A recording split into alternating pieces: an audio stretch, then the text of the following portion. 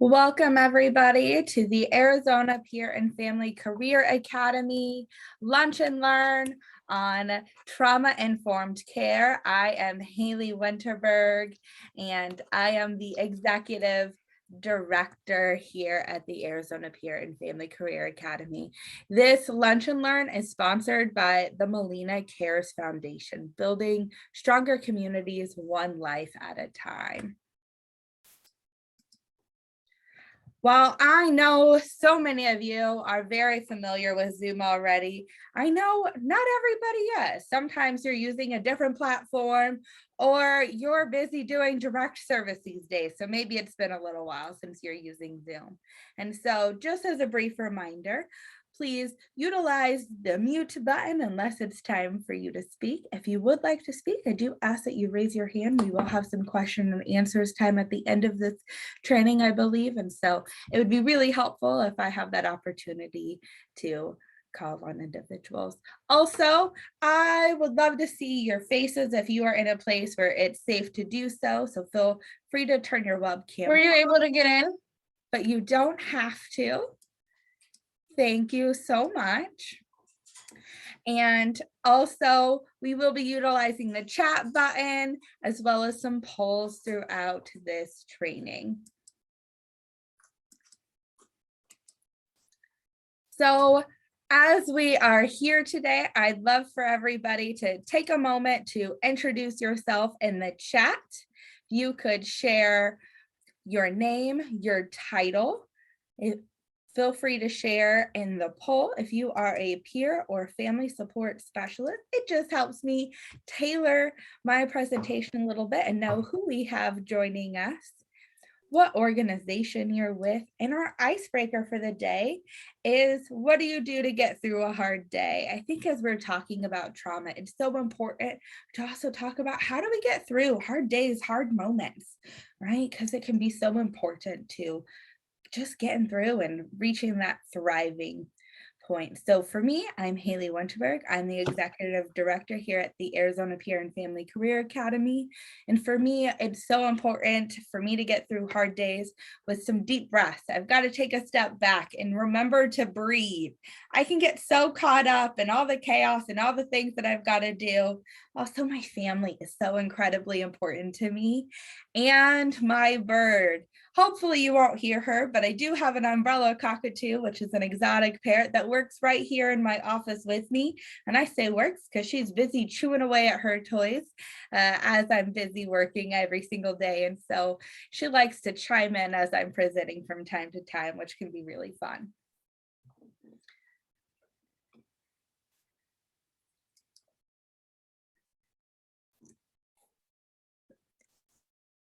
So who else do we have? We have some great things. Oh, going for walks to get through stressful days. That is so helpful. I love it. With a sandwich. We can make sandwiches anytime. Okay. Pizza. Everybody loves pizza. Just as a reminder, please remember to be on mute unless you are sharing with us. We are just posting in the chat who we are, where we work, so we can all have an opportunity to get to know each other a little bit virtually. Sit outside and soak up the outside air. Oh yes, especially with the nice weather. It is starting to warm up though. I love it. Well, we've got some diversity here. I'm excited to have you all with us. So we have some family support specialists, some peer support specialists. We've got some supervisors, some community members. We've got a variety. So I'm so excited to have all of you here with us. That's the purpose of these trainings, is to bring us all together and connect us as a community.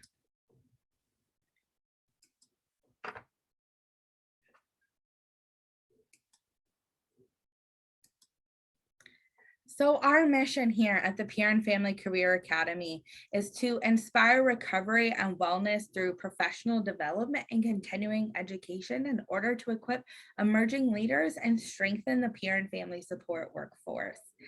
So all of that in short to say, we exist to support peer and family support specialists and the amazing organizations that provide this meaningful service. And how do we do that? One of the most important ways that we do that is we provide advanced and continuing education like this to our behavioral health workforce. So we have a training on forensic support, breaking down the barriers for both peer and family support specialists. We have a self-care training, and this is not your average self-care training. It's not just, hey, we need to do more self-care, but how do we truly take care of ourselves and really build that into our work and our everyday lives? Hope and healing in the opioid use crisis. 100,000 individuals lost their lives due to opioid in 2020. It's so important now more than ever that we really make an impact on that number and that try to save as many people as we possibly can, utilizing harm reduction and evidence-based practice, and we can make a difference as a workforce. Abilities, differences, and inclusion. I'm a mom of a special needs son myself, and he also has behavioral health challenges. And I can tell you, trying to navigate those two systems is not easy. So it's so necessary to have this training so we can support other families like me, as well as professionals, we can navigate those. Effective advocacy. How do we advocate for ourselves, for the members we're serving? How do we start system advocacy? Some of the coolest things I've got to do in my career is make policies that it still exists within Access, that they update, and made big changes in our system. How do we advocate at the legislature? Got to go to DC and make a difference there as well. Motivational leadership, supervisor course. I'm doing one of those on Thursday. If anyone is a supervisor or is interested in becoming a supervisor, we've got a training for that on Thursday. And lunch and learns like this on a variety of topics. Additionally, we have a peer-to-peer coaching program, and this is a program designed to support our peer and family support specialists in the workforce. The work that we do is incredibly hard. And sometimes we just need someone that's willing to listen and support us. This is available in group and one-to-one. Involvement is entirely confidential. It's not job coaching or supervision. This is just an opportunity for you to connect with specialty trained coaches that are also peer and family support specialists. So they are out in the field doing the work as well, and they can support you along your journey. So now we get into what you all came here to do. I always have to do the little spiel to make sure everyone knows about PFCA before I can dive in, but let's dive in and make sure everyone is ready to go. I am so excited to have you here with us. We're going to talk today for our lunch and learn on trauma-informed care, and really go into some of the basics of trauma-informed care, but also explore some real-world techniques as we're providing services and support to the individuals we serve. So much of the trauma-informed care trainings that I've attended really focus on that core question of making that transition from what's wrong to what happened. And yes, that's important, but there's so much more to it, right? As someone who's been supporting individuals in this system for over 15 years myself, there's a lot more to being trauma informed than just that question. And so I'm excited to be here with you so that way we can be along this journey together.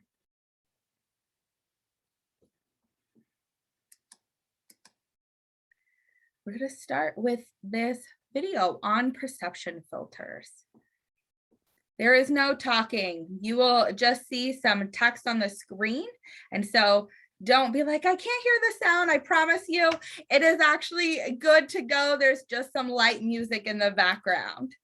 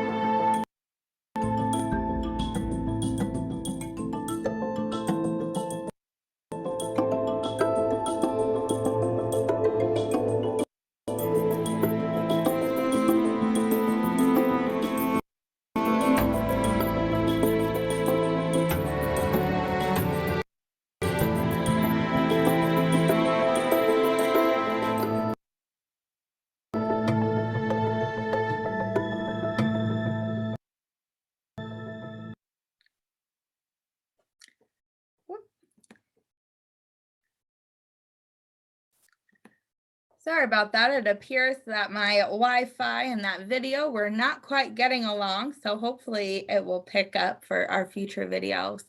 But really, as we are providing care and support to individuals, it can be really easy as we look initially, if we're just looking at the surface level, our initial impressions, we can have some biases. We can have some initial perceptions of what might be going on, but it really is important that we take some time to really explore what is happening. And for some, that might be trauma. For some, there might be some other situations. We've got to take the time to really explore those. So we can't do a trauma-informed care training without starting at the basics with really looking at what is trauma. And for me, this definition includes 3 core elements.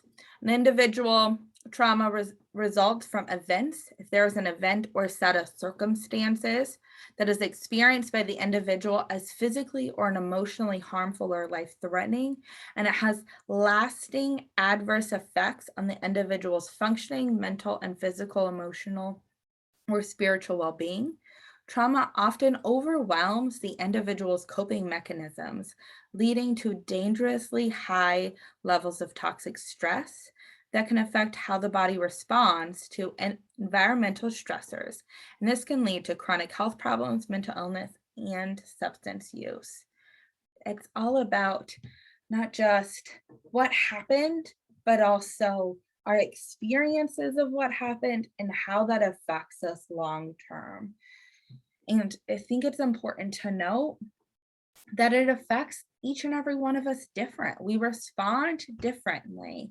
Each individual and family will respond to a trauma in a unique way. For example, you might have 2 people that grow up in the same household who experience the same traumas, but have different responses and have different effects and impacts in their health and well-being later on in life. We want to be mindful as to the other environmental and social cultural factors that influence the response to trauma, such as what other supports do they have? Do they talk about what's happening? Or is it a culture that we don't talk about that, right? Like we don't talk about Bruno. You heard that song, right? What is that cultural setup? Some members and families require professional treatment after the exposure, and some do not. And are they comfortable seeking that? Is that something that they are okay with continuing on for as long as is necessary to really heal? And not everybody actually gets diagnosed with post-traumatic stress disorder or other traumatic stress-related disorders just because they experienced a traumatic event. And so that's important to know as well. Just because someone has experienced trauma doesn't mean they have PTSD either. Sometimes we can be quick to diagnose and label in this field, but we want to be mindful that that doesn't always mean one thing or the other. So as we are exploring, I'd love to get some more involvement in our chat. So feel free to post an example in the chat of what are some examples of some traumatic events that one might experience.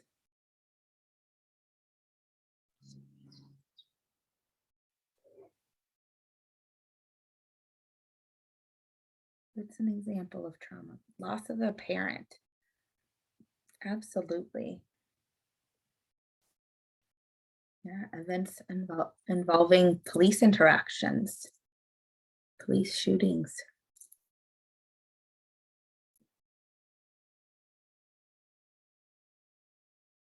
Incarceration, removal of children.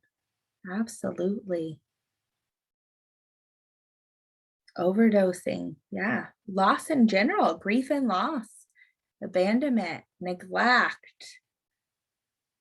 There's so many different types of trauma that we can experience as individuals, as a society. Sometimes there's collective traumas. Sometimes there's individual, there's family trauma, divorce.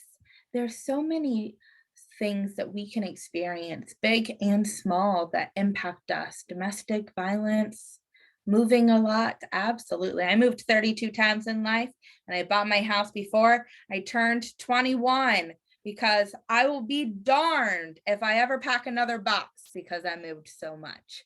So most definitely, there's so many different types of trauma and how it impacts us later on in life.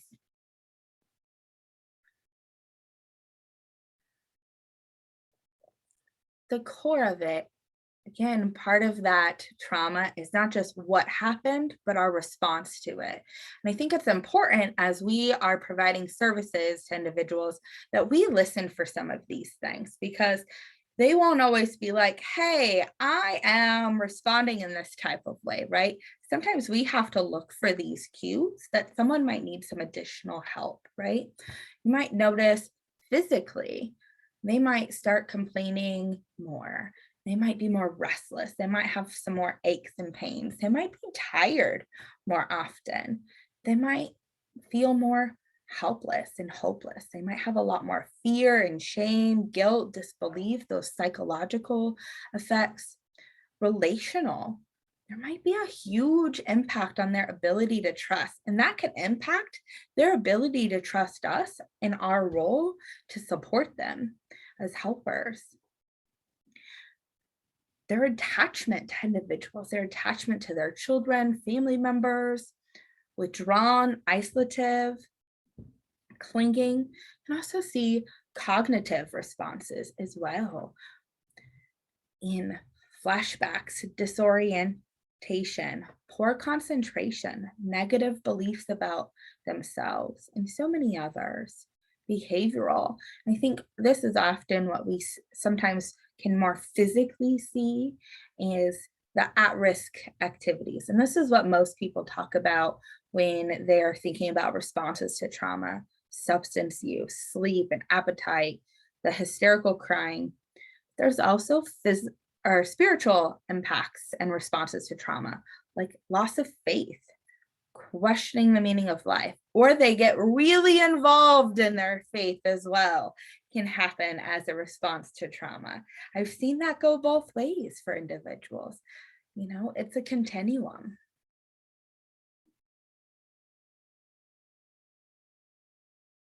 So as we look at the context, we want to be mindful of all of these components. The onset. When did it happen? What was the duration? Was this a one-time incident and it happened for 10 minutes? Or did this happen for 10 years? Right? That's going to have a different impact and different effects likely on somebody. 10 minutes versus 10 years. Their healing journey is likely going to look different as well. The location, did it happen in their home? Home is probably going to look different, and how they define home and what makes home safe for them in the future. Did their trauma happen in a medical facility? Oftentimes we overlook that medical trauma happens. Behavioral health trauma happens. Trauma can happen in a behavioral health setting. And where did that trauma happen? What was that location? What did it look like? Individual factors such as their gender, age, etc. The other individuals that were involved in those factors, right? How old were they? What was their gender? You might see that in preferences of providers they want to work with and their ages and genders. Family and social cultural factors. You know, what does their family dynamics look like? What cultural impacts, right? And we know that there's cultural trauma and intergenerational trauma. Yes, Kevin, absolutely. Intergenerational trauma is a big thing. But sometimes we can pass down some of these trauma or trauma responses as well. And frequency, how often does it happen? So if you have that duration of 10 years and it was once a month for over that 10 years, or it was every single day during that 10 years, that's going to have a different impact on that individual. Intensity. How did that individual feel about that intensity? Again, this is all defined by that individual and how they feel and what context it feels like for them.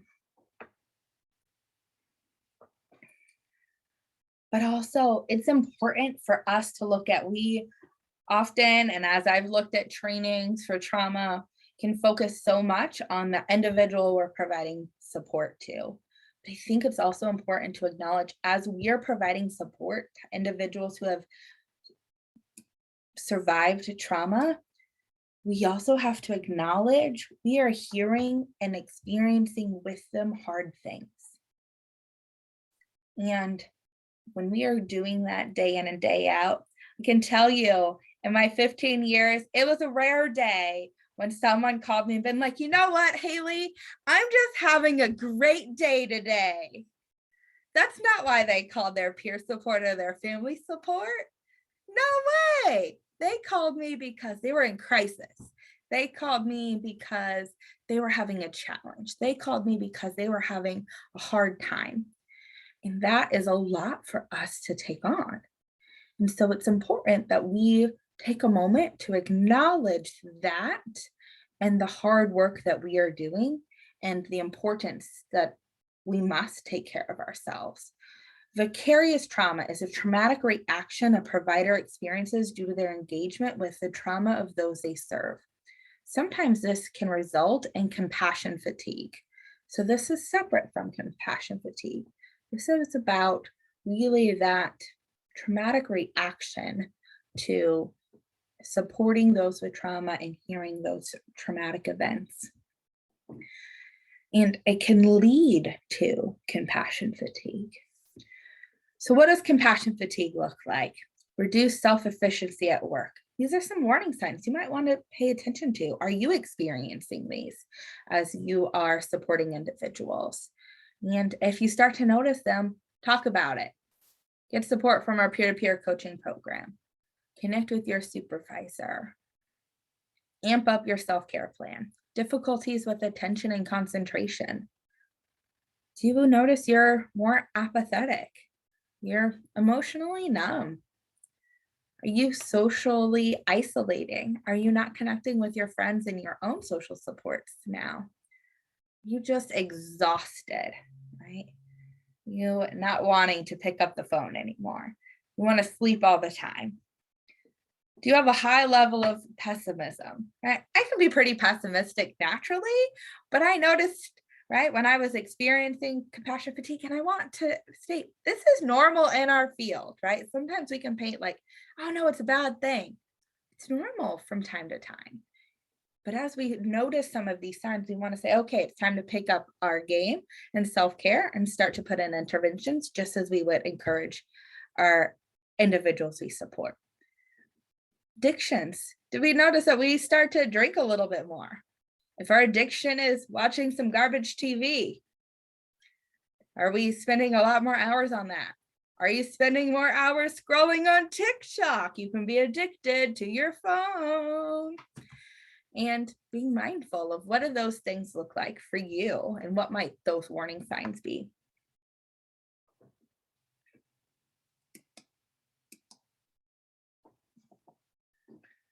Some risk factors that we want to be mindful, not just for ourselves, but those that we're working for and with, is if you're newer to the career, right? Those first few years I was supporting individuals, I noticed that I had a lot of a harder time because you don't have those coping skills built up. You haven't learned how to separate things as well. You haven't practiced setting those boundaries and figured out what boundaries you really need for yourself and your members as well and eloquently yet. And you're really working still on figuring out how to do your job and how to do that well. And that can lead to some challenges. Establishing personal and not person-centered professional boundaries with clients. This can also lead to some challenges. Having a personal history of trauma or burnout. As someone who has experienced several different types of traumas in my life, this is something that I know I have to be mindful of as I support people. You might come across someone who has experienced a trauma similar to yours. And then, you've got to make sure that you are on top of your self-care. frequently working extended hours or having high caseloads. With our staffing shortage we have right now, I know that this is real. We've got to talk about this. How are you managing this, right? How are you making sure you still take care of yourself? What limits are you setting?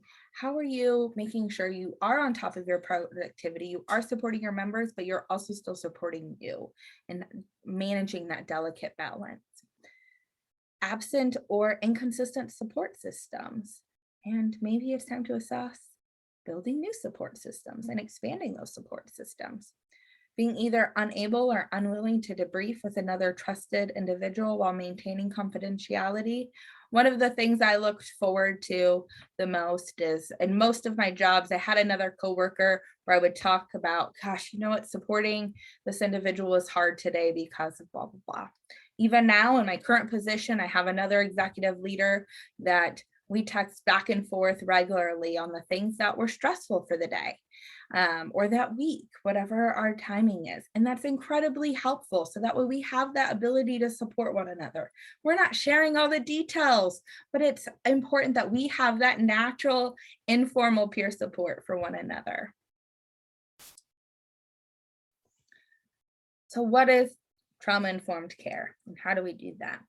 It's about understanding, recognizing, and responding to the effects of all types of trauma, emphasizing the physical and psychological and emotional safety, helping survivors build a sense of control and empowerment. And of course, the most famous question transition ever, it's from transitioning what's wrong with you to what happened to you. It requires all of us to understand, recognize, and respond to the effects of trauma by emphasizing safety and ensure we are supporting them in empowerment and control.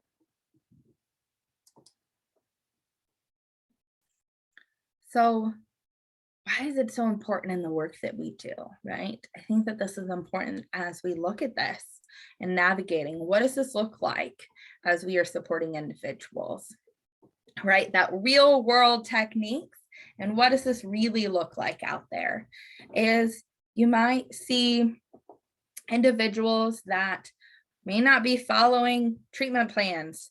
They might have skipped appointments or labeled as non-compliant. They might actually be facing some physical changes to their brain and the way they respond to stimuli and how they're making their decisions based on their trauma. So how do we look at that differently? Emotional volatility, seeming innocuous encounters with professionals may trigger aggressive responses.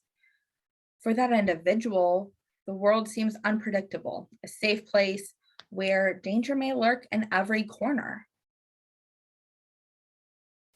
A small but costly percentage of individuals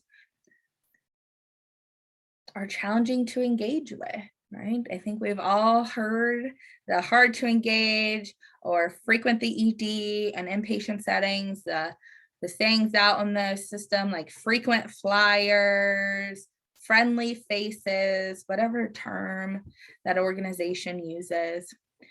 But it's important that we recognize oftentimes this really is due to that individual might have trauma and has a high level of need.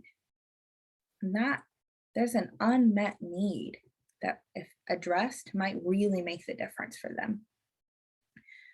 And recognizing the impact that when we use medical jargon and labels and stigma, and if someone sees any type of judgment, how that can unintentionally re-traumatize somebody.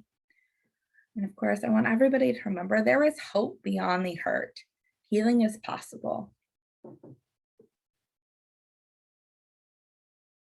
Key principles of a trauma-informed approach is to promote healing through safety, trust, transparency, peer support. Also, I think family support, but Sam should only put peer support, but I think family support should also be there. Collaboration, empowerment, voice and choice, humility, and responsiveness. think it's really about being human together and having that human experience. One of my greatest mentors, when we first started working together, he is a big leader in the trauma-informed care, and he's got a vision for a trauma-informed community. And he told me, Hayley, it's not about being a human doing, it's about being a human being. It's about who are you being in that moment. It doesn't matter what you do, it's about who you are. And that really helped make a difference for me.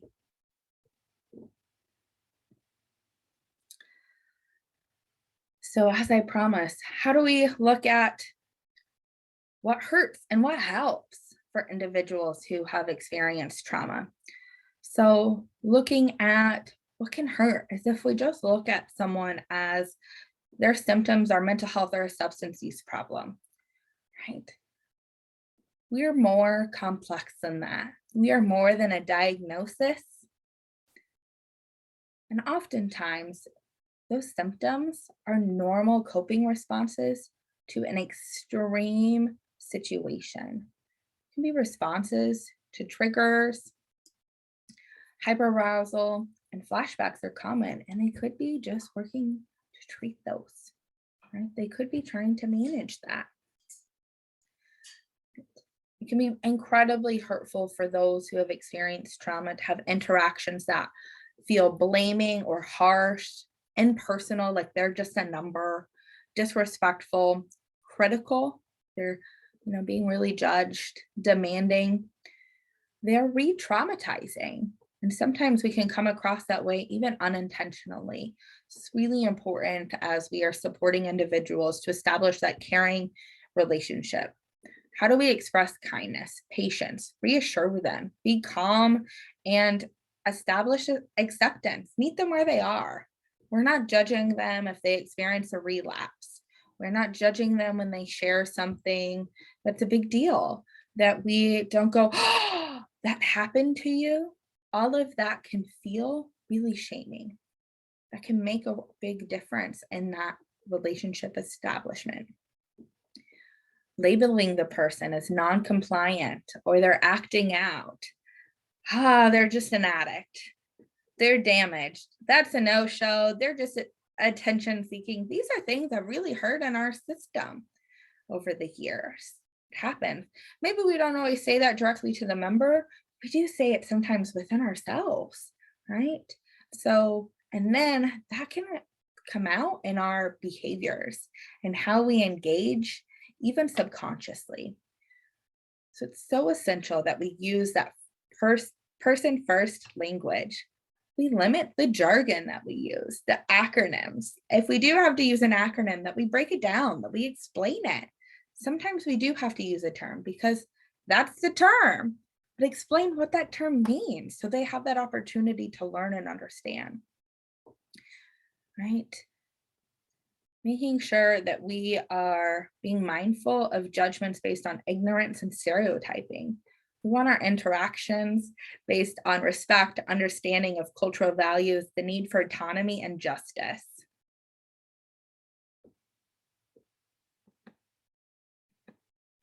Language matters. It shapes our thought.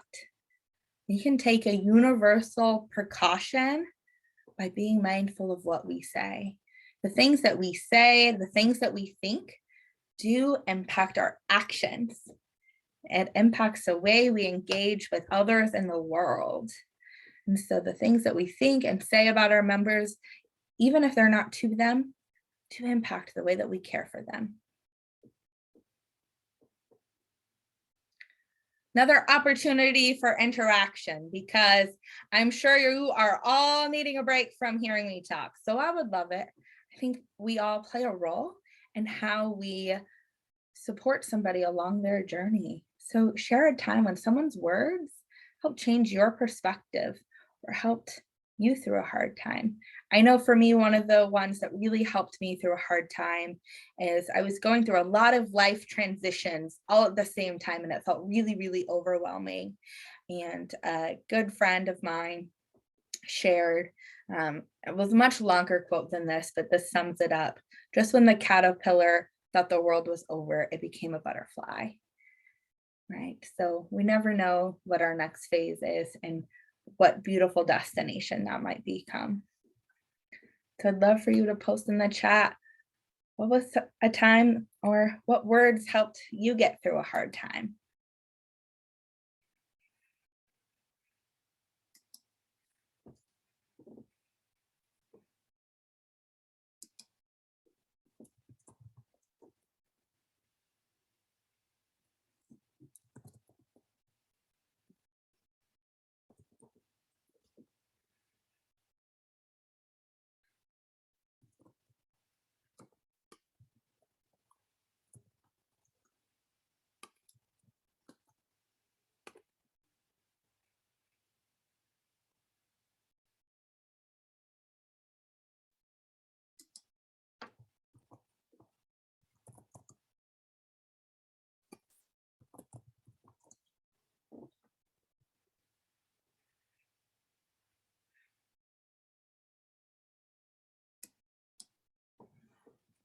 Everyone has to be a rookie sometimes. Yes, absolutely. That's so important. We all got to be new at something. For sure. I'm always taking on new challenges and learning new things. Feel free as I'm moving on to continue to type in that. Things are always working out for me.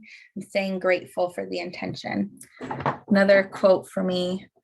We were going through an unexpected death of a sibling, and I expressed that I was afraid, and a friend asked gently, "What's the fear about?" And it helped me get grounded and present to the reality of all of us needing support. Thank you, Linda. Got another quote. It's one of the last text messages from my dad before he passed. And it says, "Just learn and move on." And so who would have known that now I lead a training and development organization? I think he had some foreshadowing there, right? Just learn and move on. Makes a huge difference. So put them on some rocks and I've got them all over the place. But our words have power, right? I know when all of these people said these powerful things to you, they made an impact, right?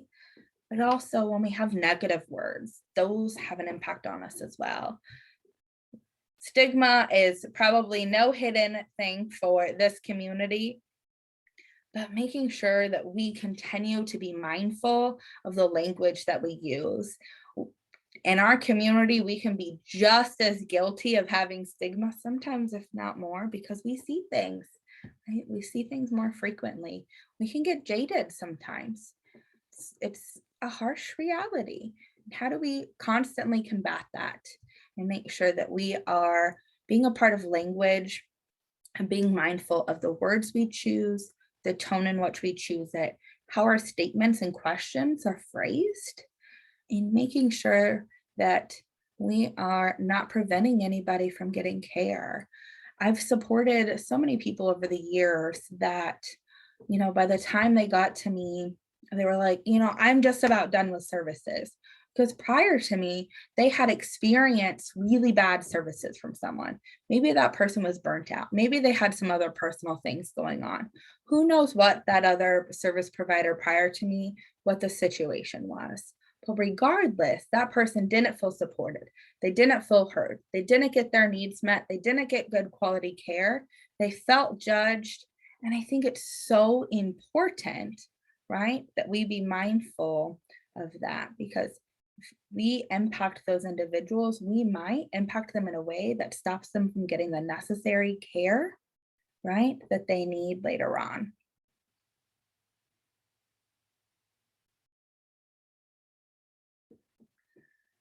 So how can we do this in all of our interactions? Assessments, right? Right? We have to do assessments as a part of our job. This is reality, but we can be mindful in how we do that and asking questions like the famous question, what happened to you? But also digging a little bit deeper and understanding how are they affected by that? This question isn't always asked. Understanding who's there for them, who is their support network, and what's strong. what's going well in their life. We can focus so much on what's going wrong that we forget to focus on what's strong. Ask permission. Are you okay if I ask a few questions about drug and alcohol use? Is now a good time to talk when you call them? Ask permission. It's such a simple thing, but can make the difference. Obviously, using strength-based language, but also reassuring them that they're safe, they're strong, they're capable. Normalizing their experience, right? Like substance use disorders and other behaviors are normal responses to childhood adversities and trauma. Just like bleeding is gonna happen if you're stabbed. You're gonna have some challenges if you've experienced some challenging things in life. Make sure that we are actively listening, right? As a normal part of our job sometimes is understanding why someone's not taking medication, right? Determining, is it that they're worried about side effect? And reflect on what's said and empathize. Explore what are the options with them. Connect with them on that. Really listen. Use respectful language. Please, thank you, sir, may I. Sometimes we can get so caught up in all the things we have to do that we forget those simple gestures of politeness. Hopefully watch this quick video from the CDC on prevention, and hopefully it will load better.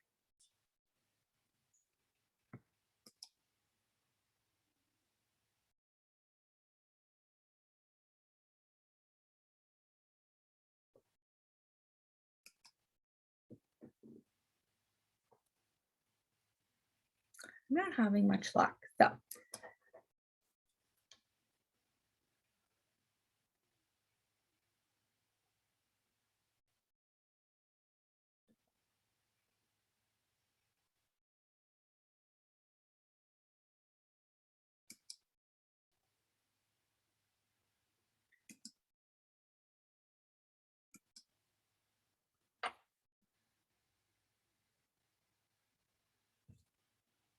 I will post that link in the chat before we end today.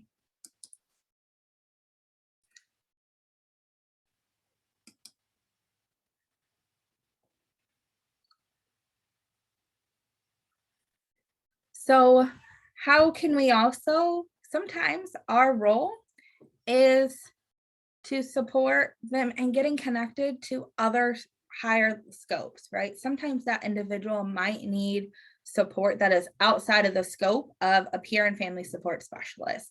It's important for us to know evidence-based treatment of trauma-informed care that's specializing in supporting. That includes cognitive behavioral therapy, cognitive processing therapy, some cognitive therapy, prolonged exposure, and these are different for different types of things.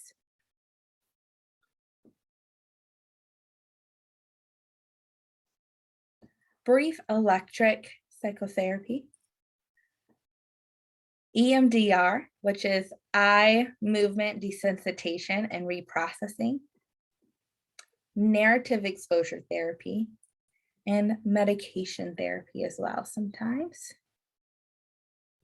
Then there's trauma-focused cognitive behavioral therapy, multi-system therapy, parent-child interaction therapy, and child-parent psychotherapy. I'm just going over all of these very briefly. We will have a more thorough trauma-informed care training where we'll spend a lot more time on these. I encourage you to look these evidence-based practices up if you're curious about learning more about them. So as a recap, trauma-informed care can inform us about our own trauma history and behaviors, can teach us how to understand the behaviors we encounter in others, can guide us in supporting people with histories of trauma, and can create an environment that fosters healing. So I encourage you, take what you need from this training, right? Take what you need from this in life as we go through this incredibly hard field and the hard work that we do. You make an impact, and our members need a different thing as well. And sometimes we need some extra love in our life. Sometimes we need some more peace. We need to give ourselves more time. We need to give ourselves more strength. We need to remind ourselves of our power. So this is your permission slip to take what you need in life to take care of yourself so you can better take care of others. As a special shout out to some upcoming courses that we have here at Peer and Family Career Academy, this evening, we're actually starting our Hope and Healing, the opioid course. We're doing some evening and weekend courses here at Peer and Family Career Academy. So this is going to be understanding the whys and hows of the opioid epidemic, explain the principles of harm reduction, and appreciate the role medication can play, identify the signs of a potential overdose, and how to administer naloxone so we can make a difference in saving lives. Our supervisor course, this is going to be on Thursday. So anyone that's a current supervisor or interested in becoming a supervisor, this is an amazing course. We've shortened this. It's only a few hours now. And so we'll be doing this from 9 a.m. to 1 on Thursday. So hopefully some of you might be interested in making some of those. If you are in the Tucson area, I'm super excited about this. Who doesn't like free food? I like free food. PFCA is covering Appetizers for any of our peer and family support specialists in the Tucson area on Thursday, April 14th from 5 to 7. I'm making the drive down to Tucson. So hopefully I'm not going to be a culinary dropout all by myself. That would not be very fun. So hopefully I will have some more people joining me. We've got so far quite a few people registered actually. So I think we're going to have a good group to interact with. We have our May Lunch and Learn is going to be focused on the housing system. There's been some big changes to our housing system in the last year in having one statewide housing administrator. And so we are actually going to have that housing administrator do a presentation. So we know as peer and family support specialists how to navigate and connect to housing support services for our members because it's complex. And I provided housing and I don't know how to navigate it anymore. And so I want to make sure all of you know how to. And hopefully this isn't the only reason you're here, but we're going to get started with our gift card raffle. So with that, I'm going to switch over to my raffle screen.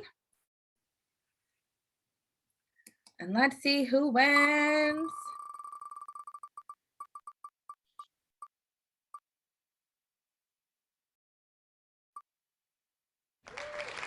Anna. Woohoo, go Anna. Anna, I will make sure to connect with you so that way we can get you that Amazon gift card. Thank you. Yes. Thank you everyone for joining us for this trauma-informed care lunch and learn. I do appreciate you being here with us. I am going to post in the chat a survey. If you wouldn't mind taking just a few minutes to complete that, I would greatly appreciate it. Thank you so much for taking the time to join us. And I appreciate the work that you are doing and the difference you are making. I hope you have a wonderful day, and I will be posting that other link in the chat shortly. Thank you so much.